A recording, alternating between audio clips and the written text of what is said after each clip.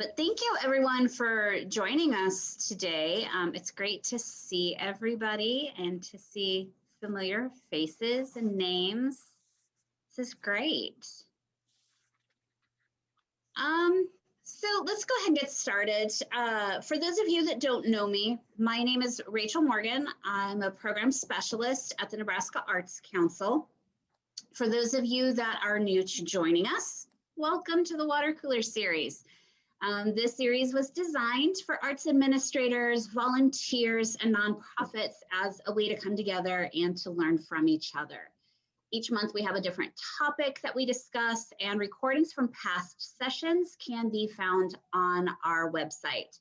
So you'll notice that we are recording today. We will record the presenters once we get to the breakout rooms. Those are not recorded, so don't feel like we're watching you and listening in.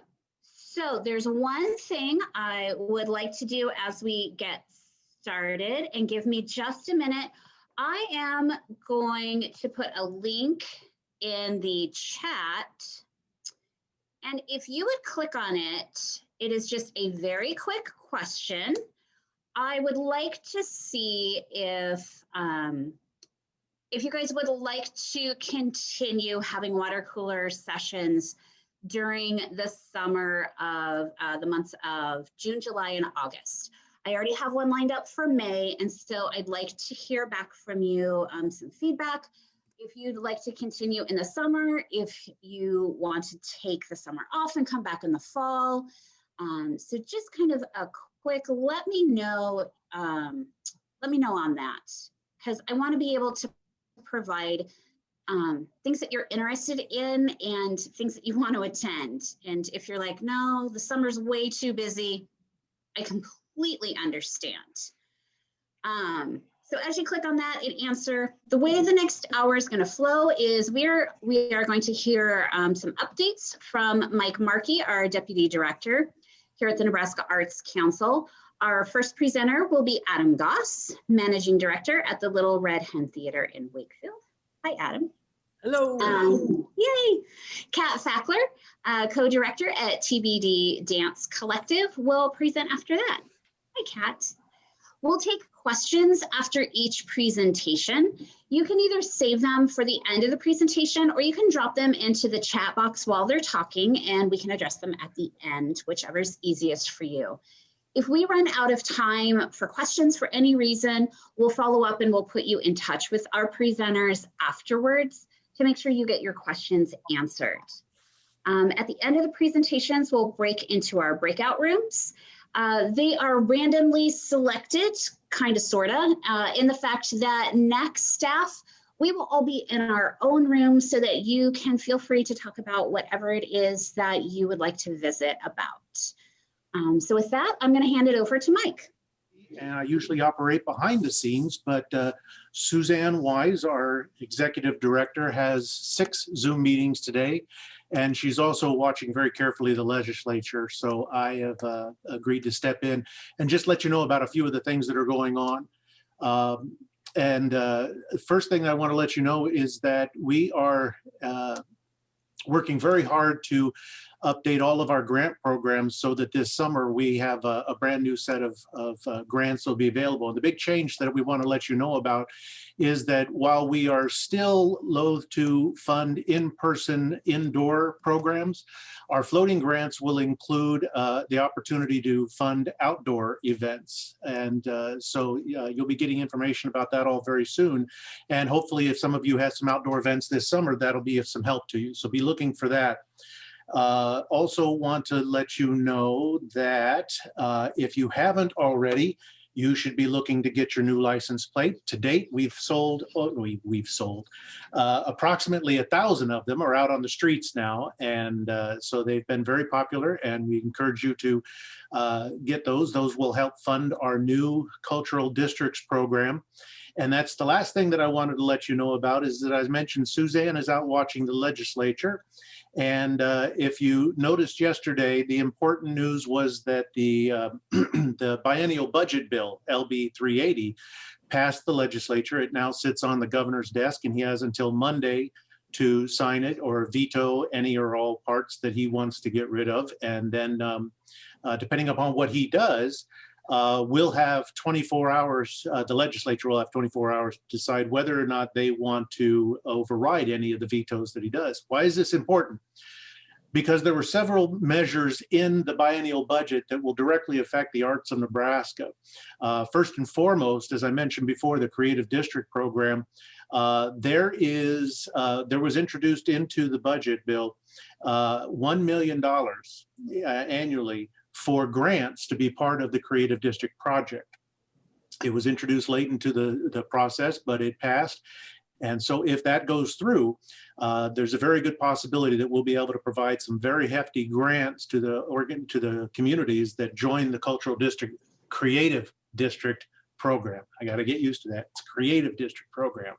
So that's going to be very important to watch that. And it'll be very important for all the creative districts across the state. The second one is that we receive a transfer of $500,000 annually that goes directly into the cultural endowment, which we use to sustain many of our grant programs every year. Legislation was introduced to increase that to $1 million a year. And obviously that would directly and quite effectively affect what we do. So we're looking at that very carefully. Finally, big news for the folks out west was there was $7.5 million included for some help out at the Museum of Nebraska Art in Kearney. And that was kept in the budget. But being big ticket items, obviously any or all of those may come under the knife of the governor. So we'll be watching very carefully. We invite you all to watch very carefully to see if the governor does veto any of those, because if he does, we'll certainly want to marshal the forces to let the senators know that it's very important that any and all of these make it into the final bill. And so please be watching that. We'll certainly let folks know how things are going, and we'll be asking your help on that. Okay, that's the big news that I have. Rachel, I have down that we're going to introduce some of the new artists that joined the roster, but because you're such an expert on that, I'm going to ask you to do that, and I'm going to stop talking now. But I will let you all know that any questions that you have about any of these things or any of the things that are going on at the agency, we always welcome you to drop a line, a phone call, email, just let us know what's on your mind. We'd love to talk to you. Okay. Thanks, Rachel. Great. Thank you, Mike. So like Mike said, we just had some new artists join our roster. We have a teaching artist roster and a touring artist roster, and you're going to be seeing some information come out in our newsletter about that. But just to kind of give you a heads up on our touring roster, we have two new artists. One is McKay Tebbs, who is out in Chadron. He's a jazz guitarist, and so we're excited to have him. And the other is an exhibition that is housed at Gallery 92 West, which is in Fremont. And the name of the exhibit is Bridges, and it's something about past to our present. Sorry, I'm missing the exact wording, but it's a really, I know, sorry, that's really bad marketing, isn't it? So much for being the expert. But it's this really cool exhibit that includes photos from every county in the state. And it's really, really neat. And so it tells the story of the photo. There's even educational material that goes with it about each county. And we have the Artists in Schools and Communities, which is our teaching artist roster, and we have two new artists on that. Once again, McKay out in Chadron, he joined that roster also. And our very own Adam, who you are going to hear from today. So this is like the Adam show or something today. And so Adam joined us as a theater artist. And so if you want more information about that, please feel free to visit our website or give us a call, and we'd be happy to talk through that with you. And with that, I am going to hand it over to our first presenter, which is Adam out in Wakefield. Sorry, I had to unmute. Thank you so much for inviting us to chat today. I'll give you a disclaimer. We're pretty casual here. We just closed our first production of the year, so we're playing catch up. But I brought in a co-presenter. This is Megan Weaver. She is the Economic Development Director of Wakefield Progressive. And she's here because really the program we're going to talk about today is something that is a collaboration between the theater and Megan's work as Economic Development Director. And I can't even take credit for the idea because it was Megan who walked into my office and said, I really think we should do this cool thing and I think you should partner with us. And so that's kind of how our program started. So we're talking about basically what we call the Wakefield Market. It was a very organic program that we started in 2019. And the idea behind it was, from the theater's perspective, just some background, we're a small community theater in Wakefield, which is a town of about 2,000 people.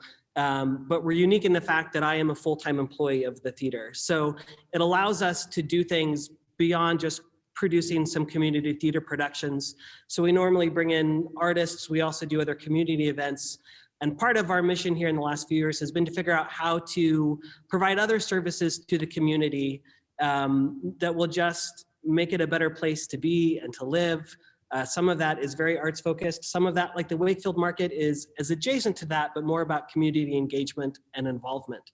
So from my perspective, it was a great opportunity for the theater to get involved and to help establish it as being more than just a place where people come to do some shows, but how we can integrate into everything that the community is doing and be a place to gather, a place for creative ideas, and that kind of a sense. And Megan, you can talk a little bit more, but really it was also a way for us to highlight some of our local businesses. We have a lot of entrepreneurs in our town, and it was a way to kind of also highlight them to the community as well. Yeah, I agree with Adam. So we've actually had one business that started at our Wakefield Market in 2019 open a storefront because she had so much success during the Wakefield Markets. It was able, actually two of them have the restaurant and a boutique. So I agree with Adam. It was definitely a way to do some economic development, give people some exposure to what the theater had to offer, and with some of the live entertainment that we've brought into it, give them a little bit of fine art exposure as well. Yeah. So we developed this program in 2019 before the pandemic, and our first year was very organic, and we really envisioned it just as kind of a farmer's market with hopeful some extra experience to it. So it was held outdoors in our kind of alley parking lot here at the theater.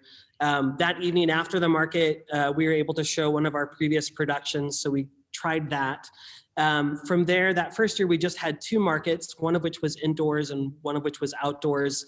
And we had a huge response from the community, both in terms of entrepreneurs wanting to sell stuff, people coming to be a part of it, and just coming to be in the theater and on its premises. Then we had a whole bunch of plans for last year to kind of expand, and the pandemic hit. And so we kind of relooked at our plan and really focused on doing the market as a completely outdoor event. And I think it was one of the first things that our community was able to do to bring the community together in the pandemic. But the pandemic actually allowed us to kind of expand what we were thinking. So with the city's blessing and the response that we got, we were actually able to shut down our entire Main Street for our markets that we held this past summer. And we're able to start recruiting a lot more businesses to participate, both as storefronts, other vendors from outside the town area. And we had 4 different events that just really allowed the community to come out and to be together, but be socially distanced and outside and masked and still do something from a community event perspective. The other really wonderful thing that we were able to do is that we started to add a live stage to that event. So the Little Red Hen Theatre set up just a simple stage outside, and we began inviting anybody who wanted to participate kind of as an open stage, and recruited some performers. So that just added another event to the market. We've been very much letting it grow organically to kind of what the needs of the community are and what they want to see and who it can service. So we're actually I'm kind of going all over my outline here. I should have practiced it a little bit more. Let me show you guys just a quick video, if I can share my screen, so you get a sense of kind of the atmosphere and the feel of what our market actually is, if I do this right. All right, sorry, I hit a technology snag, so it's not gonna let me show it to you without restarting Zoom, so I apologize. So the nice thing about the market is we are able to spread out across our whole Main Street and really incorporate all of our local businesses across Main Street, both our storefront boutiques, as well as our restaurants and stuff became a part of it. A lot of local vendors participating. And then we added this stage event, which we had a full stage of local people wanting to perform, bring original songs, show off their showcase their skills. We also had students from Wayne State College who decided to participate in that as part of their class experience and came over and shared the stage as well. So just by offering this kind of experience organically, we've started to build up a lot more collaborations with people in the region that are just kind of meeting needs in a very kind of easy and accessible way. It's been very low key is how we've approached this programming. We started very simple and are just adding elements as we go along. We're actually getting ready to kick off our first market of the year on May 5th, Cinco de Mayo. And what we've already started to see is even more involvement from the community this time around. We began to reach out through Facebook to some online craft fairs. And so now we're getting to showcase vendors from the region. I think Megan said we had more than 20 regional vendors sign up, coming from outside our immediate geographic area, coming in from Norfolk as well to do that. Some of our local groups are now starting to use the event to showcase things they're doing. So our high school seniors have an annual art show that they do that's been declining in attendance. So the night of the market, they're actually going to use the Little Red Hen Theatre lobby to do their senior art show.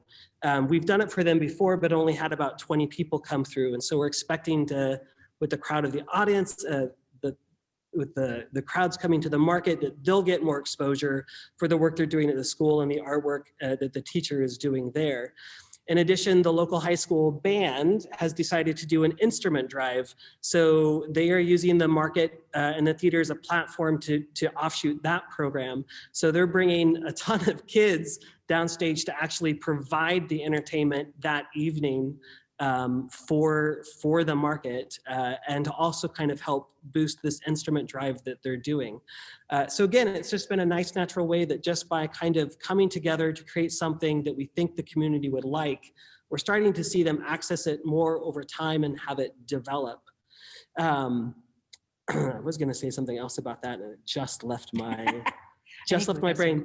We've also got other local groups have started to invest in it. So we have a local community club that is like a chamber of commerce.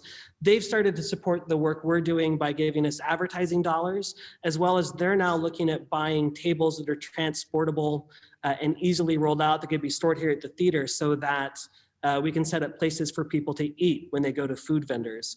So it's been nice to see this organic thing that just started as kind of a crazy thing to do start to become that's embraced by our whole community and serving a lot of different needs across the community. But I love it because it's kind of connecting in these indirect ways what we're doing in the community for the theater, but also with the local businesses and developing these relationships. And that's about 10.5 minutes. So I'll stop chatting right now. Candace knows I can go on forever. So we actually have quite a few questions in the chat. And I know you kind of addressed them as we went through, so I'm going to try to get to the ones that maybe we didn't have. So how often are you hosting the market? And is this is it a seasonal or is it a year-round type of event? Yeah, after our first year, we really wanted it to be, we did 2 our first year, 1 in the summer, and then we planned for 1 in the fall, which we tried to do outdoors, knowing we'd have to maybe move it into the theater. And we had to move it into the theater. So then the next year, we were going to do maybe 1 a quarter, knowing that we'd have to find an indoor space for 2 of them and 2 outside. So we were gonna space them out so that the community would still be excited to go, but also realizing that we had a lot of vendors that were going to repeat because they're local. Because of the pandemic, we were forced to kind of squish that down, and we ended up doing three Yep. all outside on our main street. And what we found from doing that is that they ended up being a little bit too close to each other in terms of length. And because the experiences were too similar, we kind of saw the crowd dwindle down. I think probably our first market, we had maybe 100 or so people come. Our second market, I think we had well over 300 probably. come. Our first one this last summer, we probably had about 500 people come through. Yeah. So they've started to grow. So knowing that, part of the plan this year was to try to space them out more. We're still looking at just doing outdoor right now, and we have one planned for November, like on a small business Saturday that we'll plan to do inside, socially distanced, depending where we're at, with local vendors and our local businesses. But spacing them out and also really trying to recruit some other vendors from outside areas so that it keeps our local community interested, and knowing that there's always going to be something different. And we're starting to do that too with some of the arts programming along with it. Like, what are things that we can have going on that's different this time? Like the kids performing this time, the art show. I'm looking at reaching out to some other groups in the area that do performances regionally to see if they might be interested in coming as well. So as kind of a follow-up on that, how do you maintain social distancing? How are you planning on doing that? Yeah, well, the nice thing is when we went outside, because the city really wanted us to do it, they allowed us to close the streets. So we closed the streets, which means there was no parking. And also we could put the vendor booths very far apart. So we went from one end of Main Street to the other. So that allowed us, and we did ask people to wear masks. Our city does not have a mask mandate, but by and large, most people want to do that in our community and want to make sure everybody's safe. So a lot of encourage of a mask wearing, but also making sure that the vendors themselves were spaced quite far apart so that there was never any one crowd in one place at one time. Having it outdoors, of course, also helped with that immensely. And I saw there was a question about day of the week. We've been experimenting with that. I think had our most success if we do them from like 4 to 7 on a weeknight. Yep. We have done some Saturday mornings, and I think we got to find the right Saturday morning. Sometimes it's hit and miss there. Yeah, Wednesday nights seem to be the best during the summertime because there aren't as many activities scheduled. And so, yeah, that 4 to 7 where people can come after work, it maybe with or without the kids, has really seemed to work well. We're really just marketing it as, somebody asked a question about that. We've just been calling it the Wakefield Market. Yep. And most of them, that's why I was going to bring up the video. Most of our messaging about it on Facebook, at least to the community, is more about the experience.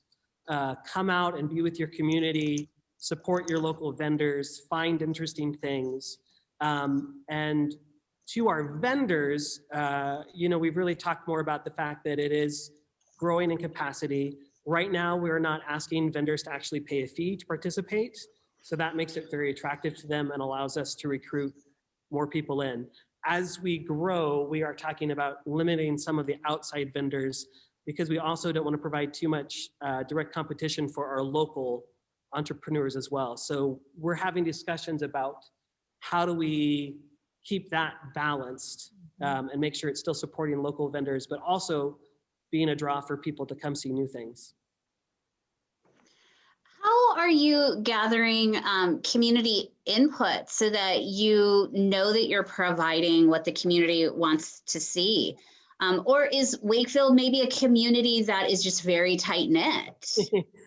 I think a lot of it, but we haven't done a lot of formal surveys or anything that. I know Megan does a ton of the recruitment of vendors. So she's talking to the local businesses one-on-one to each of them to get their interest and see what they're doing. And then it is a tight-knit community.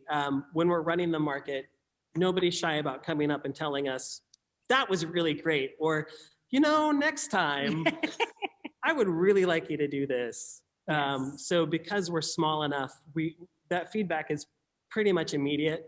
Yep. Or you get it through back channels that we can. Yes. You're the coffee shop. And I posted in the chat too, but just so everyone knows, I will get the link to that video from Adam, and I'll send it out in a follow-up email so you can all see it. My apologies. I should have double checked that setting before we got on. Not a problem. Are there any other questions?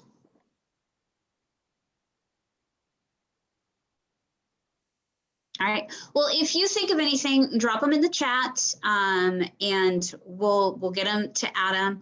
And so next we are going to hear from Kat. Awesome. Thank you, Rachel. Hello, everyone. My name is Kat Fackler. I live in Omaha, Nebraska, and I'm the co-director of TBD Dance Collective. For those of you who aren't familiar with it, we are a nonprofit dance collective. The movement that we do typically lives somewhere between modern and contemporary dance. And we collaborate with artists and organizations throughout Omaha to create performances and to do dance classes and community movement classes, workshops. So we do all kinds of fun and really cool performances around Omaha. And when the pandemic hit, this obviously all kind of came to a crashing halt for us. We had actually had a performance scheduled at Connecco in March of 2020, and it was obviously canceled about a week out from the performance. So we kind of have a performance that's like hanging in the wings yet to be performed. But and this, what to do as a performance artist and a performance group during the pandemic was kind of on our minds, as I'm sure it was on everyone's minds. And so we as a group didn't rehearse or create together for about 6 months, actually. We were still doing some like virtual classes, but as far as like gathering in space together, we really weren't doing anything.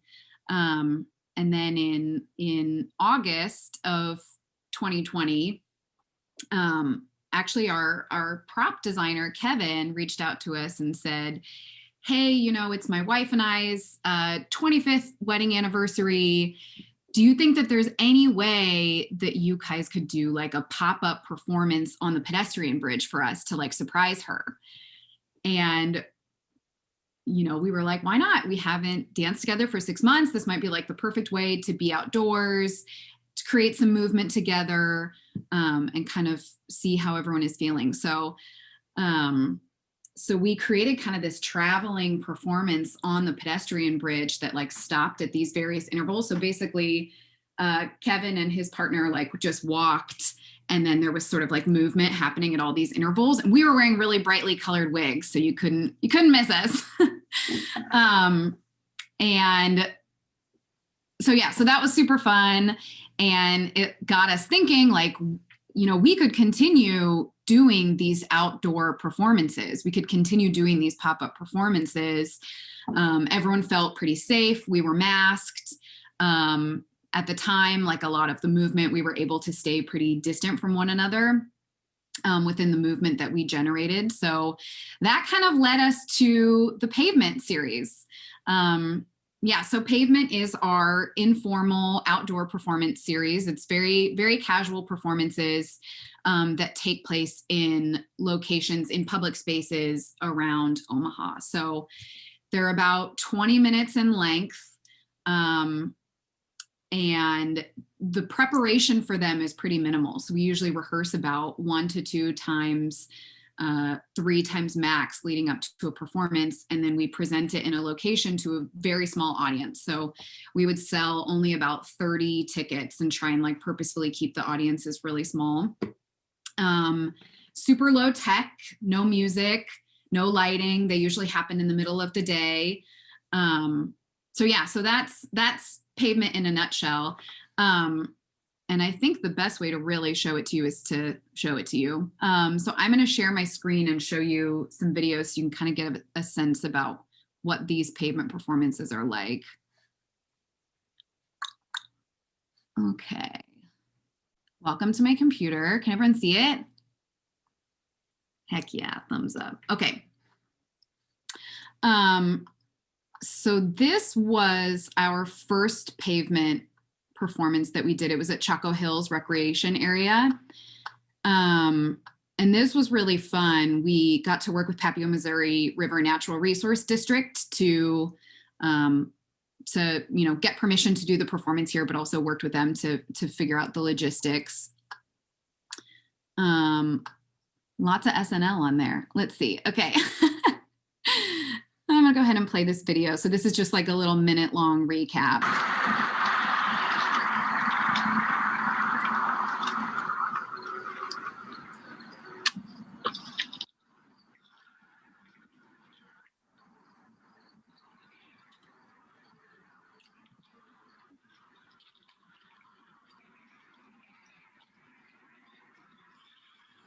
You can see people were kind of like scattered all over. There was no set area where there was no real like front, obviously, so people could kind of be scattered wherever to watch the performance.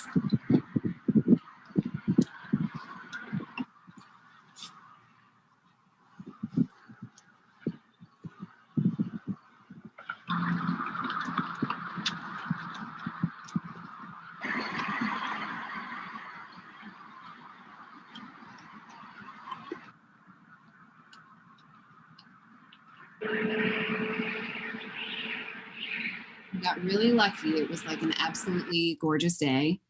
So there is that one. I'll show you another one. The second one we did was at Tom Hannafin River's Edge Park in Council Bluffs. But just for the sake of time, I'm gonna go to the third one. So this third performance was at Walnut Hill Park, kind of over in like Bemis Park. So I'll go ahead and play this one.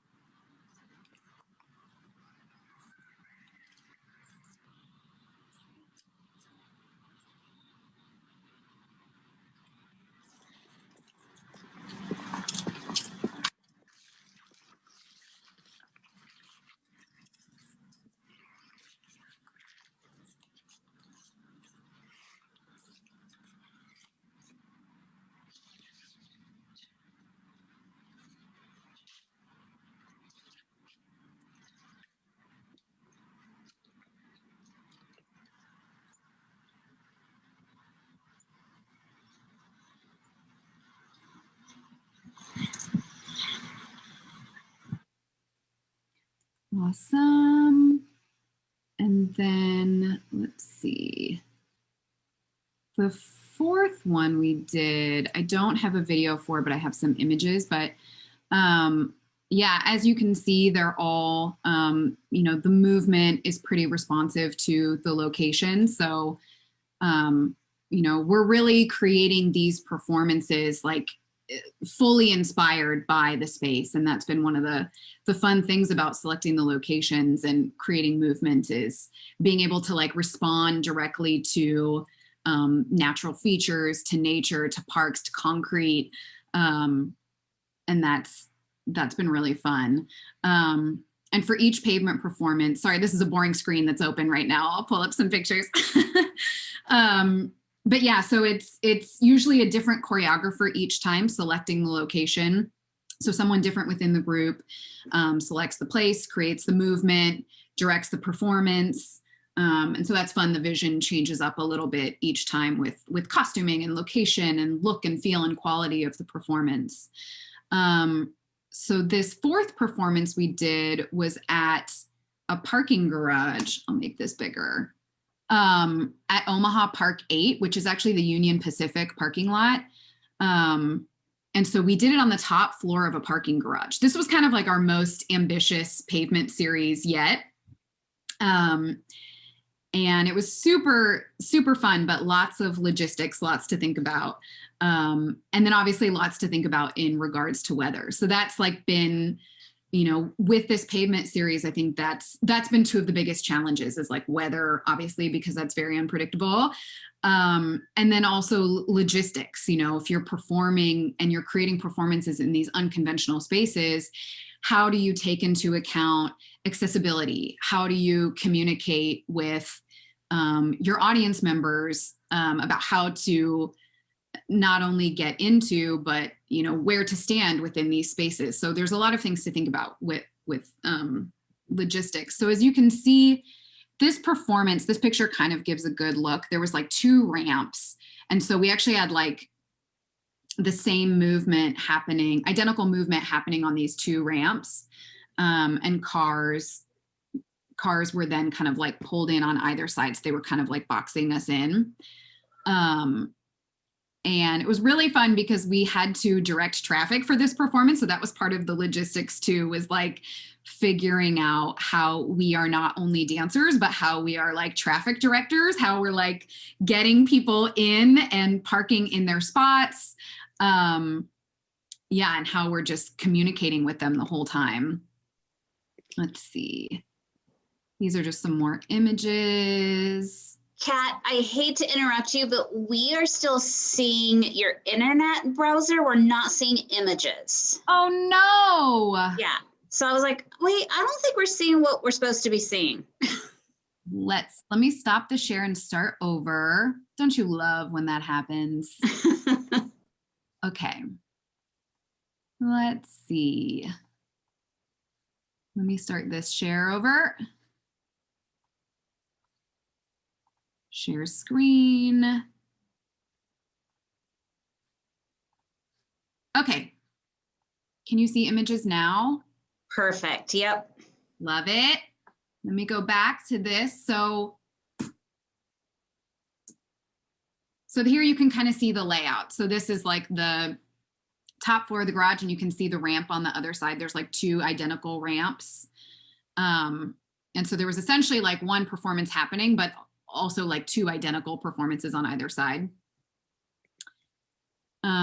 Let's see. So these are just more images to give a sense of the performance. But so this performance happened on January 30th. And if you can remember, that was when we had that massive blizzard. Ever remember that one? And we had a snow emergency. So let me go to the snow pile. So we actually had planned this performance. Can you all see it still? So we planned this performance and had that massive amount of snowfall. And the day before the show, I went to the parking garage and there were these massive snow drifts. Like, so right there in this image, we had like a whole performance section planned for right there where the snow piles were. So that's like one of the challenges. Like, you can't control the weather. So how do you work with it? So we actually went that morning of the performance and scooped pathways for ourselves and like shoveled these massive drifts so that we could kind of work with them a little bit better. And we actually like incorporated the gigantic piles of snow into the performance like day of. So you can kind of see we were dancing on them. We did all kinds of things on them. So you can kind of see there where the performance took place all around the cars. So we were kind of like up on this overhang. We would move in between cars. We would interact with each other across the ramps. That was one of our shovels. That was one of our tools. So yeah, you can kind of see our path that we shoveled. So yeah, it's interesting. It's like one of these things that is a challenge to doing these outdoor performances can also simultaneously kind of be this positive, I think like ultimately, I think our performance was enriched by incorporating these snow piles, and it was really fun for us. And I think it was really fun for audience members. But yeah, that's definitely been one of the challenges. Okay, I'm going to stop my share now. Stop share. Okay. Yeah, so that's definitely one of the challenges is the weather and the logistics. We would find that in order to communicate with people, we would create these diagrams. So like these top-down images of the space, and we would mark, I'm going to share my screen actually one more time to show you some of these diagrams that we developed. So we would, so like here's the one that we developed for the parking garage performance. So this was part of our communication out to audience members beforehand. And this would kind of let people know where they could park, where they could enter, the flow of traffic, where the elevator vestibule was, like, you know, if it was accessible from the street or from inside the parking garage. So we would send these out prior to each performance with like very detailed instructions for how to get into the space, where you could stand, where dancers would be at all times. And this was definitely something like by the fourth performance, we learned that this was one of the better methods of communicating to people, the logistics. Okay, now I'm really gonna stop my share. Okay. Yeah, so this performance series was wonderful, but it definitely was, it's very experimental. You know, there's a lot to think about when you're making dance happen in spaces that it's technically not supposed to happen, or it's not set up to happen in. And I think that there was, it definitely was like a learning experience of how to not only create this performance in this space that interacts with the space, but also how to, like, you know, set audience members up to and communicate with them in a way that they know what to expect in this unconventional space to a certain extent. So, you know, I think one of the benefits of this performance series was all of the cool sort of collaborations we could do. You know, we got to work with Park Omaha, who was awesome. Like, they were so amazing to work with every step of the way in coordinating that performance. And they helped set us up with validated tickets so that every audience member who entered could exit for free. They were really helpful with that communication to audience members. So yeah, so that was really fun, collaborating with all of these organizations in these spaces, and, you know, the Parks Department. It led to some really fun conversations with people about making dance happen in spaces that it wasn't supposed to happen. And it ultimately provided us all with a safe way to create together, and to create site-specific movement together. So any questions? I feel like that was a lot of talking. We did have one question that popped up. Does your audience move with you as you move through your performance space? That's a great question. They can. It depends on the performance. So if it is a traveling performance that is moving from one location to another, then yes, the audience does follow us. And that's something that we would communicate to them ahead of time. Like, this performance starts here, it's going to end here. Feel free to follow along with us, or like find a vantage point where you could, you know, if you were unable to follow along with us, you would be able to like see the whole thing from a distance. Like with the parking garage performance, people were able to stay in one spot and see the whole thing. So they could sit inside of their car, and we actually tested that out. So we would actually bring our cars to rehearsal as we were developing this performance and sit in different spots to make sure, like, okay, if I am stationary, can I see something happening? You know, can I see what's happening? But then some people walked into that performance. So we had like drive-in tickets available for purchase, and then we had walk-in tickets available. So people could also walk in and then kind of like walk around the performance as it was happening. So a little bit of both, kind of depends. Cool. And Kat, I'm assuming there's a question about a mailing list, and if people wanted to get a hold of you and be put on a mailing list. I will send out in that follow-up email that I send everyone who's registered, I'll send contact information for Kat and Adam. So if you have follow-up questions, and so if people want to get on your mailing list, we'll give them your contact info. Yeah, definitely. Because we'll have a couple more. Our last two, so we've done 4 in-person live pavement performances. And then our last 2 have been short films. And then we're planning for another live one to happen sometime in the summer. So we definitely have more pavement performances coming up. And we have a mailing list that we definitely send those out as they're about to happen. So. Great. Any other questions for Kat?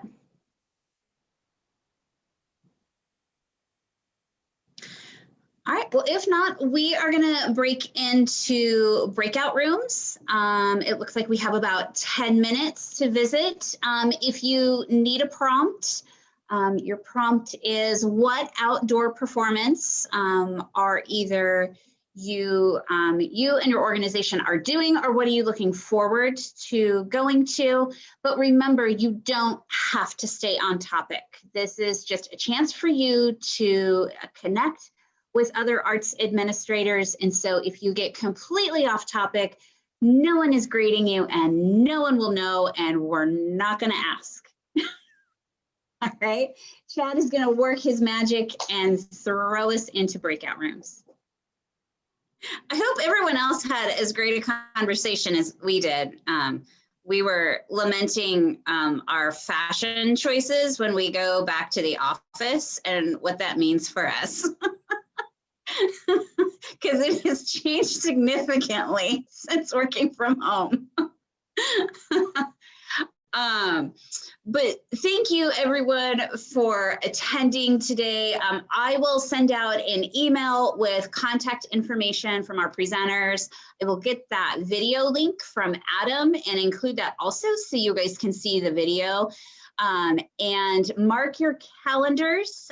We have another session in May, which is going to be really, really good.